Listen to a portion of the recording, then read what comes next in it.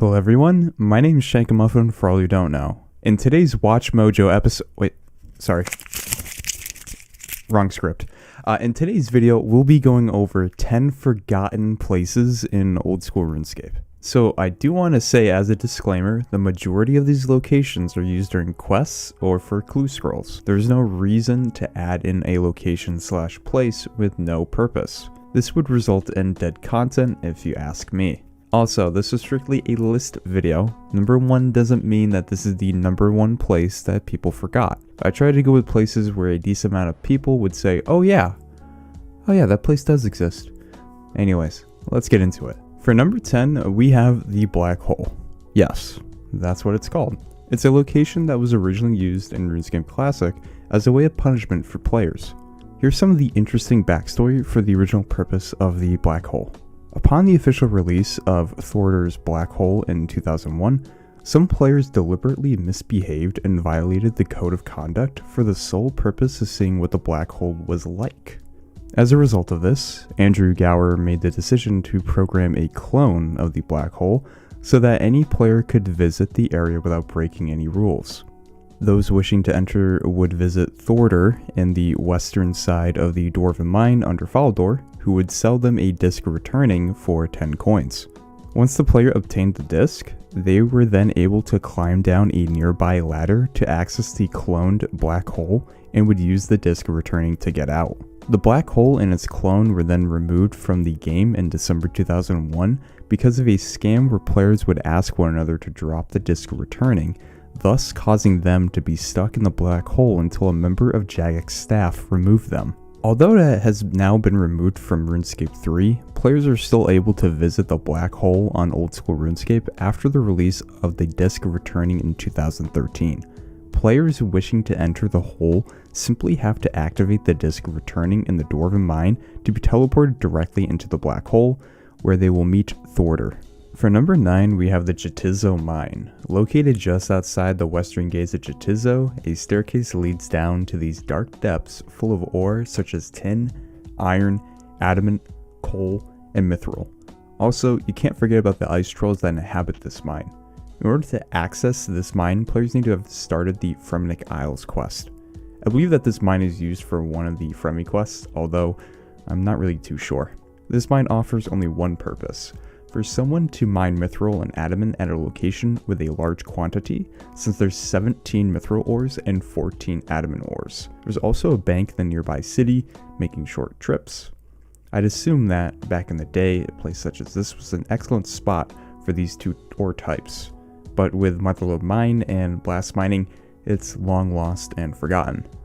Well, maybe not forgotten to bots, if there are any here. As a friendly reminder guys, the easiest way to support small content creators is by subscribing, liking, and hitting that bell notification. Let's get back into the video. Boys, I'm just listening back to this. Number 8, dude, I don't know how you pronounce some of these words, man. For number 8, this one isn't necessarily a place that you can visit in Old School Runescape. It's only mentioned from Jagex in Xenris. Frenescre is a distant, desolate world, the homeworld of Zaros, Saren, and the Majorat. It is also believed to be connected with dragon equipment, as Jagex states that the dragon daggers and longswords she sells comes from Frenescre. The world's climate is supposedly much like the wilderness, desolate, barren, and dangerous. During the Second Age, the desert gods,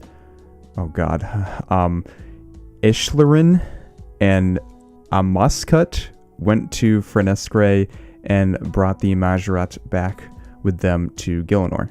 There's a few other places where they're mentioned in the lore of Old School RuneScape, but there's no physical representation in the actual game. Coming in for number 7 is not related to any specific location, but it's a GitHub link of the entire map of Old School RuneScape. Okay, it's the entire map? Like, no big deal? No, I mean, it's literally everything. Take a look at the sheer vast amount of instances and areas to go explore within the game. So right now we're on the GitHub link. If this is fan created by this individual up here, I found on Reddit, congratulations to you, my man. This is incredible. So as you can see here, World of Gielinor, we can zoom in, everything's pretty much labeled. But if we go north, we can see all of these instances, like the Law Altar. I don't know what this is with the heart. I don't know what this is with the island. I'm trying to think of places and everything of what it could be and whatnot. And this might actually be the cosmic altar. Cosmic entities playing, like there's so much here. And it kind of, you can make like this a game of yourself of like, do I remember where these locations are? Like if they don't have a label, like what involvement do they have? Is this part of a quest, an instance, in a cutscene, or whatever it may be? Such a cool feature. And the link will be in the description if you want to explore it yourself. It's wild that this is available to us. Look at that. Everything for the POH. It's incredible, man. It's incredible of what we have. Coming up for number 6 is the River of Souls. The River of Souls is a river, wow, who would have known, of ectoplasm that carries the souls of the dead. When people die, their souls leave the physical body and are drawn to the river by the soul altar. There are 2 locations where the River of Souls is shown. The first is the most obvious one, the soul altar on Zea, as it winds and twines through the mountains while wrapping around the soul altar. The next is located behind where Cerberus resides. Also, fun fact, Cerberus' purpose is to guard this very river. I wish we would see more involvement with this River of Souls, strictly due to its unique color, background, and we could have a ghost boss. So, you know, expansion of content would be quite nice for this atmosphere, this lore, and everything else that happens with the undead world. For number 5 is nicknamed Nothing Interesting Happens Here, also known as Brain Death Island Volcano. This is a dormant volcano that is located on Brain Death Island in the Eastern Sea. This location is used in the Rum Deal quest and is a possible destination for treasure trails. Other than these 2 instances, there isn't much use for what this location provides. No NPCs, no players, and the feeling knowing that nothing interesting happens here. For number 4, we have the Dorgesh Khan South Dungeon. I genuinely did not know that this place existed until I started researching for this video. This dungeon is locked just south of the underground city of Dorgesh Khan. Players need to have completed the quest Death to the Dorgeshan to access this location. You will also need a light source and a rope to be in this area. There are 3 notable features for this dungeon. There is a 2-way passage between the dungeon and the Caliphite layer.